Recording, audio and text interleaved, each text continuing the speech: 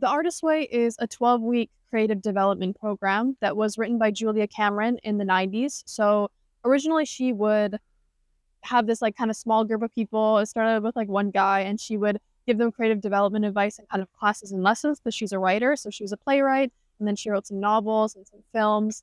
And slowly people were asking for her teachings. And so she would send these sort of flyers and like little booklets around like by mail. And eventually she wrote this novel, this book, which is the Artist Way. So it is, like I said, it's a 12-week program. So what you do is you follow the teachings, like every week you read a different chapter and then you do the exercises. And this is not a productivity course. Like, this is the biggest thing I can stress. This is not a productivity course. This is not like do 10 paintings today, whatever, whatever. It is about self-awareness and self-development. And that is what is at the heart of the program. Okay, so what you actually do is there's three like core components to it. So number one is the morning pages. There's also the artist states, and then there's the tasks that you complete every week. So the morning pages is like arguably the most important, but you have to do all these things. So it's 3 pages when you wake up in the morning of just stream of consciousness, freehand writing. So you write about literally anything. And this is just to get like your mind on the paper. You don't need to do anything like interesting in the artist pages. You're supposed to just write mundane things that come to your mind.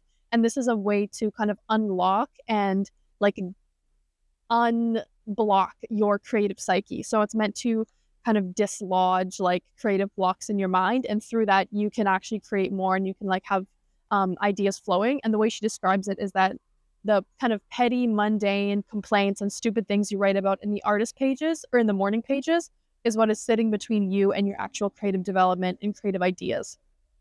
So this is the way that you process those things. And the morning pages are kind of her answer to everything. So you literally write whatever, even if you can't think of a single thing to write, you just write, I can't think of anything to write. And my experience was that with this was like, that's what I did for the first however long. I would just write whatever. Like, I would literally just be like, today I'm going to the store. Like, today I have to do this and this, like just things that I had to do. And then over time, obviously I would like vent complaints. I would, go through different emotional times, and I would write about all my anger, all my emotions, like venting these things out and having these very like cathartic experiences, um, like facing those things with myself. And then eventually, like lately, like towards the end of the program, I became more into writing like affirmations, which is a big part of the program as well. And literally, if I couldn't think of anything to write, like it would come through me as a stream of like creativity, like stream of consciousness, just my affirmations. And the affirmation that I write all the time is my success is inevitable, which isn't one from the book. That's just like an affirmation of mine. And I'll literally just be like in this like weird, like creative, like trance, like my success is inevitable, my success is inevitable over and over and over again. And I could write that for pages. It really like cements that into your mind.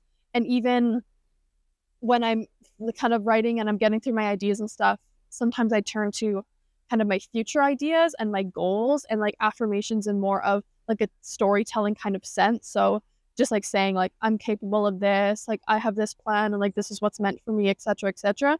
Whereas in the past I would just write like kind of basic stuff. But you don't have to pressure yourself to write anything interesting, and I think that's the most important thing. And I was telling my friend like, if you don't know what to write, like just get smaller pages.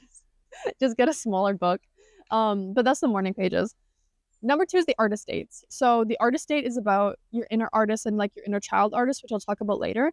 And it's about just doing something that is absolutely fun for you. And this is like a sacred time. So every week you're going to carve out a certain amount of time to just go and do something that's fun. And it can be creative. It doesn't have to necessarily be like creative. Like, you don't need to be making something during artist date. So you could just go for a walk in the park. You could go to an art gallery. You could buy a craft supply kit from the dollar store and just make a craft supply kit. That's something that I would do. I went to a lot of museums and stuff just because I think that's fun. But you don't need to intellectualize the artist date and be like, okay, this is like a time for me to learn something new, like do something that is like, pushing myself in some sort of way and like this, that, and the third. Like, that is not the intention of the artist date. The intention of the artist date is to do something that yourself as a child would have loved to do, which again, I'll talk about more further. But it's just like something that's like fun for you. Like, if you want to just bake a cake and decorate it, like that is an amazing artist date. If you want to take yourself to the movie theater and watch like a stupid movie that just came out, like absolutely do that, like whatever you want to do. And it needs to be alone because this is time that is for you. and having alone time and treating your artist as valuable and like somebody who's worthy of taking on a date and planning something for is really, really important. I kind of felt like some of my artist dates, I was like, damn, like I'm not really doing that much, but I kind of just followed my curiosity and just things that I was like, oh, like what if I did that? Like, for example, I was visiting home and in this one town that I would go to all the time just to like run errands. Because where I live is rural, so you go to different towns to do stuff. There was a museum that I would always drive past and I'd be like, what is that museum? Like I've never been to it before. And I was like, I'm just gonna go and check it out. And it was really cool. Um, and yeah, I would do like little silly, like little craft kits just because that was fun. And like I saw it in the store and I was like, I'm just gonna treat myself to this $1 like sun catcher craft because like that sounds fun to me. And then the last thing that you do is the tasks. So every single week she has like a list of tasks for that week. And the tasks are for the most part just writing exercises. And you're supposed to do like half of them. Like you do a selection. And one thing that she says is you should do ones that you are really gravitating towards and ones that you really resist. And the things in that middle ground that are kind of you're kind of ambivalent about and you're kind of neutral about, those are the things that you should avoid. So you should go for things that you have resistance to. And I think it's really important to do the tasks for the self-awareness of it. And I was reading through my old like journal pages the other day and I was like, wow, like these tasks are really things that I haven't thought about since I wrote them. But when I wrote them, I was like, oh, I'm like realizing stuff. Like this is really the year of realizing stuff. And I was doing that in these tasks. So things like it's unpacking things like things you like to do when you were younger, like things you really enjoyed, who you really are deep down, things you would want to do but have never done before, like ways you've been holding yourself back, little activities like treating yourself, analyzing your jealousy in different ways. So these are all like types of tasks, and obviously you'll see in the book. And that was really interesting. Another thing I should mention, like back to the morning pages, is you're not supposed to read through your morning pages until like the end of the course, basically, like she says. And you're supposed to just like let that be and like don't analyze, don't pathologize, like don't think about it. And that allows you to have a bit of freedom and like release yourself. Sorry, I'm literally standing beside a barbed wire fence in the middle of a fucking field, guys. But it allows you to release yourself from shame that you may carry when you have shame when you analyze things and you criticize yourself. So it takes some time to like develop. And she uses the word rehabilitate. So you're rehabilitating your inner artist who has been trained to be shameful and trained to be self-critical. And that is a really important part of it, is like not reading your morning pages. For me, like I'm gonna get called like I have some sort of psychic like issue or like psychic developmental like Josie has like a mental break from reality, but I can't read my own handwriting. Like it's always been bad since I was a child, but I literally, once it's written, like I cannot read it. Like physically I cannot read the words that are on the page because they are so badly written. Like you cannot read my handwriting. So I was just kind of like putting that all to the side and I couldn't read it if I wanted to. I couldn't read it if I tried, girl. You may be watching this right now and you may be thinking like, oh, I've been meaning to do the artist way. Like that's why I watched this, but I haven't done it for like this reason, this reason. Stop fucking making excuses. You need a notebook, which you already have in your house, a notebook you have not used. I'm saying that you have that. And you need the PDF of the book, which I literally went on Internet Archive and got a free PDF of the book. I didn't print off a single page of it. I just read it on my laptop and I'll link it down below. Like you don't need to buy anything. You don't need like a physical copy of the book. And you need a little bit of time. I'm sorry, you can make time. You can make time. If you're like, oh, like, I don't have time to do like the artist date. One of my artist dates was making a Pinterest board. Girl, you have time. You're scrolling on Instagram Reels. You have time to do the fucking artist way. And when I did my morning pages, I would do it while I was commuting oftentimes on the train. So I literally did it during my commute. In this video, I'm going to break it down into 3 themes. So there is spirituality, which is really important. There's the inner child healing. And then there's like creative challenges, which Cameron kind of tells you how to fix your creative challenges. And I'm just going to be talking about my experience and my like feelings towards the whole thing. But you're probably wondering like, who am I? Girl, what? So normally my videos are like project based because I'm a graphic designer, but I'm a professional graphic designer. So I went to design school and did the whole thing. I've done a couple internships and now I'm looking to go permanent. So like that's my truth, but I am like a creative forever. Like you would know this about me if you knew me when I was 5 years old or 15 or now. Like I have done every sort of thing there is to do. I've been a musician. I was a painter and an illustrator. That was my main thing. I've not been much of an actor, but I did take drama class in high school. And I've done like crafts forever, like knitting and crocheting and sewing. I love to sew. So I've done a little bit of it all, guys. Like I've tried a little bit of everything. I've done all of it. And that was like interesting to kind of look back on it and be like, oh, I've actually been like an artist my whole life in all of these different ways. And now I'm a professional career artist, which has some interesting kind of layers to it in terms of being like a commercial artist, which is a graphic designer, versus a professional fine artist, which is like something I didn't pursue because I didn't know if I could make a living from it, which has a whole load of things in the artist way that is like to be unpacked.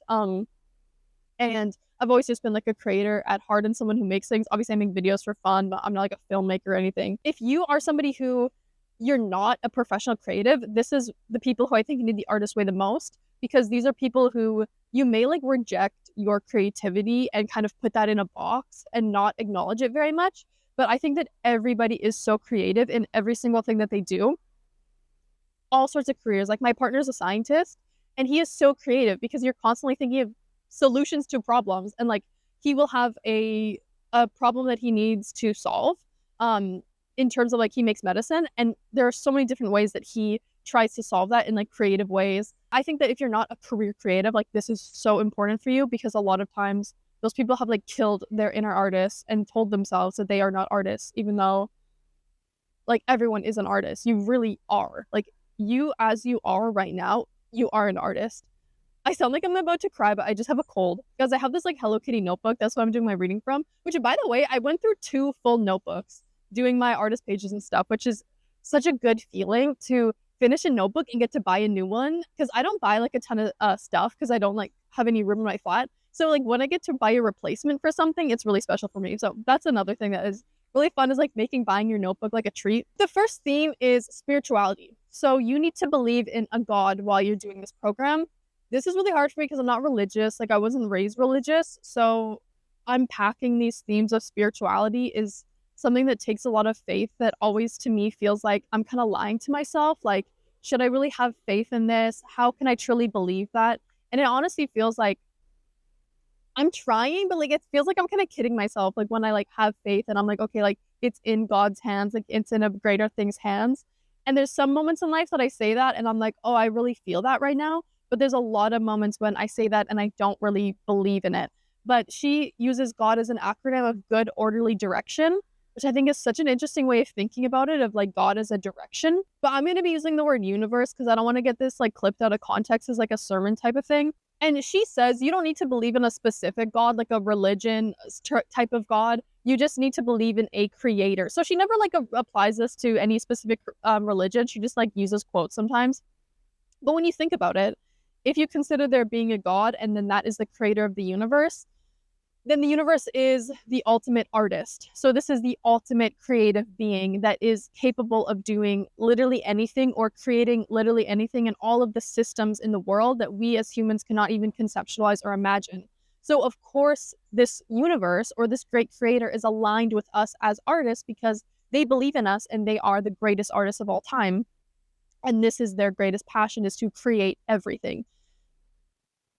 And she's really interesting. Like, the God is your ally. Like God wants you to succeed, because when you create, it is an act of worship, according to Julia Cameron. And taking creative concepts and taking creative ideas from the universe is also an act of worship, because the universe is giving them to you. It wants you to succeed and it wants you to take these things. So the universe is this helping unseen hand that is constantly guiding us along. And in life, we see things like synchronicities that we as humans who or non-believers think of as just coincidences. So it's these type of things of like a friend of a friend is the way I found this job. Or a lot of examples she uses is, you know, this person wanted to write a book, but they told themselves like, I'm just going to scrap the project or the idea. And the next time they went out to dinner, they just ran into somebody who happened to work in publishing. These sorts of things, like these moments that you experience and you're like, oh my God, like this kind of opportunity has randomly come to me. Like, what a coincidence. Like that's such a strange coincidence. But that is actually the unseen hand of God, or the unseen hand of the universe that is helping you along because they want to see you succeed in your ventures. It's so important that you believe and you have faith in this idea that there is something bigger and something creative that is helping you, because that is how things become more open to you and you're open your like creative channels. And there is no such thing as greed and thinking that there is abundance, because that is an act of worship to take from the source of creativity, which is the universe. So the universe is a source that you tap into. And the way I think of it is, it's not like there's too much for us in the world. It's not like there's too much and we can't take because there's not enough opportunities. Everyone in the world can have a drop of water from the ocean. Everyone in the world can have a bit of creativity from the source. Abundance is unlimited, and the universe wants us to feel unlimited and to have this luxury of abundance and to ask for things. So this is one quote that I really like about kind of the way that we ask and the way that we want and the way that things will come back to us, whether we know it or not. However we know it or not, it will come back to us. We don't need to know the how, we need to know the what. And one thing that I've been saying to myself lately is, you're not supposed to know the when. You are not supposed to know the when. That is a reason why you don't. Like, we ask yourself, like, when will this happen? When will this finally happen? When will this finally come? You are not supposed to know. Like, humans can't even handle remembering the past. We could never, ever handle or be able to conceptualize understanding the future. Like, there is a reason why our brains are built to only perceive the past and the present. That is like serious, guys. I'm serious about that. So I really like this quote.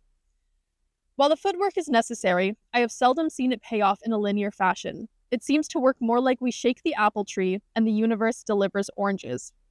Another thing she talks about, which I thought was really interesting, is like I said before, luxury and abundance. So treating ourselves to luxuries as artists. And sometimes time is a luxury. Creating is a luxury for a lot of us. But we deserve to have small luxuries in our lives. And I don't mean big luxuries. I mean small luxuries. Like, this was written in the 90s, and it just feels like if this was written today, the contextualization of so many themes would be so different because everybody is like buying so much shit, and it's just like, don't piss me off. I'll talk about more of that afterwards, but one of the things that she mentions is a woman who loves raspberries, and it costs her, obviously not that much to buy a thing of raspberries and to sprinkle it on her yogurt in the morning or to snack on them. But it creates such a feeling of luxury, and you tell yourself, like, I don't really need that. Like, they're a bit expensive because they're out of season, but it is a small change that makes your life feel more special. And as artists, we deserve to feel special and have those things because that nurtures us spiritually. For me, there's a long time when I, every once in a while, would buy flowers for my apartment, and I would do like flower arrangements just from like the grocery store. I would buy like a couple of different things of flowers, and I would make my own flower arrangements, and that felt really special. So there's probably something special for you that is like this small luxury that you can treat yourself to as well. There's another quote that I really, really love. Looking at God's creation, it is pretty clear that the creator itself did not know when to stop. There isn't one pink flower or even 50 pink flowers, but hundreds. This creator looks suspiciously like someone who might send us support for our creative ventures. So the universe always wants to support your creative ventures and is there for you, which is really hard for me to honestly believe and conceptualize, because in my mind, the universe just has like better things to do. Like, I used to live at a glacier. This is such a lore drop, guys. Okay, I used to live at a glacier, and the glacier was always melting. Obviously because of climate change, which is real. Okay, so anyways, the glacier was always melting. And I would look at the glacier and I would think, in thousands of years, millions of years, there's going to be another ice age, and this glacier will come back, and there'll be new glaciers that are formed, and this is long after humanity has ended. And everything on this earth that the universe or God has created is so much bigger than the span of humanity. The migration of monarch butterflies is something I could never possibly understand, or the amount of types of trees there are in the world is something I could never even begin to conceptualize. And even when you look at like pictures of edible fruit, like literally like all the different types of like edible kiwis, it's like, oh my God, like I cannot, like I could have never like imagined up that many different types of fucking edible kiwis. And it just feels like God is so much bigger than me. How could it be personal? Like, why would God care when there are so many bigger systems at work? But that is just my own like kind of hesitations or reservations about spirituality. Girl, not that anybody asked me. Okay. The next theme is the inner child. Okay. So Cameron's thesis is that your inner artist, which we all have, is a child. So this is a child that we need to take care of, and we need to nurture and be very, very gentle with. And we need to treat that inner child well. And a lot of our reservations as artists come from childhood trauma, whether that's like small things or big things. and the shame that has been placed on artists of being told, "That's not good, you should stop. You don't have potential, this is not going anywhere. This isn't something for the future. You need to go in this different direction." And we become like watered down versions of ourselves. And we strip ourselves of that like childlike wonder because of the kind of villains in our past that have beat us down. And we are like ultimately like hurt children. And honestly, this is some very kind of forward thinking stuff because I remember growing up, there was not discourse about like the inner child. And I grew up in the 2000s and this was written in the 90s. So I'm like, was anyone having this conversation in the 90s? Because nowadays people are talking so much about your inner child healing, inner child healing. And unfortunately, a lot of that turns to like consumerism and like buying things because like it heals your inner child. Don't piss me off. Stop buying those fucking Labubus and like Squishmallows, whatever the fuck, to heal your inner child. You're just annoying me. Like, you're literally just annoying me. That's not healing your inner child. That's just consumerism. And honestly, like, that hurts your inner child. If a child is sad, is your solution just to buy them things? No, your solution is to listen to them and to tell them that they are fine and to encourage them. Like, what are we doing? Like, you're literally perpetuating the cycle of harming children by doing that to your own inner child. Like, what are you doing? But that being said, like in the book, she does say like you can buy yourself like little treats, and by treats she means like star stickers. I got myself some stickers, which was actually so fun. Like I got like My Little Pony stickers for my books, like little stickers, like little things that like you are gravitating towards that you would never allow for yourself because like you're too grown or you're an adult. And so those are like little things that allows you to like feel a little bit more childlike. And the artist dates are important for this, and to not be too like adult about them, or to just let yourself do an artist date that's kind of fun. Like, I really like biking, so I'm gonna bike because that was something that was really cool when I was a kid. Just giving yourself permission, basically. Shame is a really big theme with the whole inner child thing, and the ways that we have been shamed and the ways that we need to allow ourselves to heal from shame that we currently feel from creating, because being bad at something is really embarrassing and it's really shameful. But when you're a child, you are always bad at stuff because you've never done it before, and you need to free yourself from these feelings and to really treat yourself very gently when you're speaking to your inner artist and when you're speaking to yourself as that child. The last theme is challenges and how to overcome them. So she talks about a couple of like roadblock challenges you face as a creative, which is probably what you're wondering. Like, okay, how do I solve my problems? Like, how do I solve like creative block? She talks about having like a creative pond, and you need to stock your pond and you have this ecosystem. So we have all sorts of fish, like big fish or really big ideas, little fish or small ideas. And when you fish too much, you run out of anything in your pond. And when we create all of these different things, we might come to a point when we feel like we're running low on steam. And the solution to that, I think she says when she talks about it, is like collecting images or collecting, things around us, because we take things in as artists. But another big theme is attention and also listening. So listening to the world, listening to yourself and your urges and your desires as an artist, and also to pay attention to things.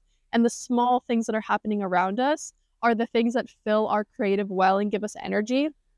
Like going on a walk and noticing the color of the leaves, that is something that gives you life. That is something that breathes life into you rather than constantly distracting yourself.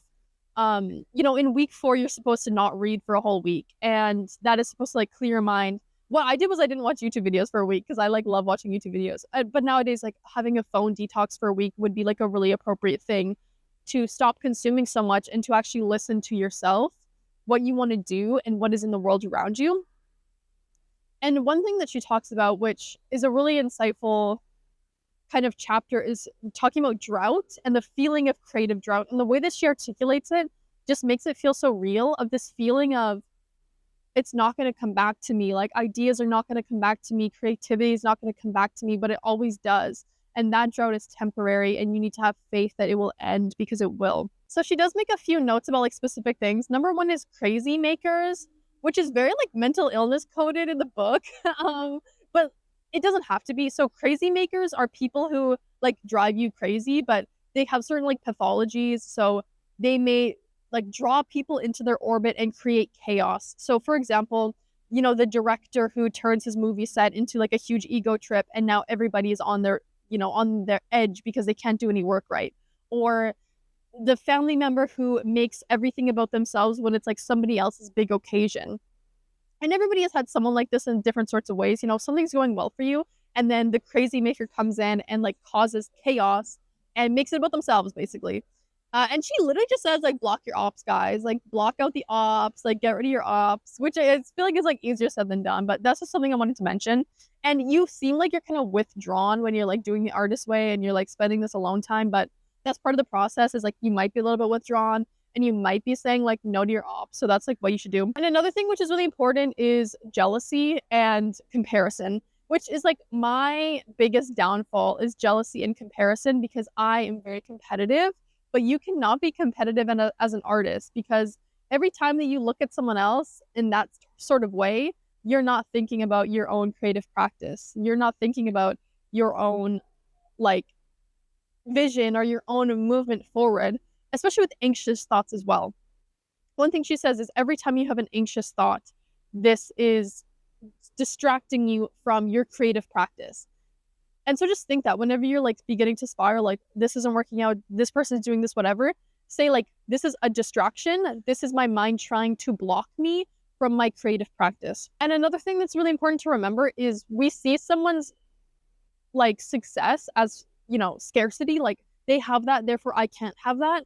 But what if they have that is proof that it is possible?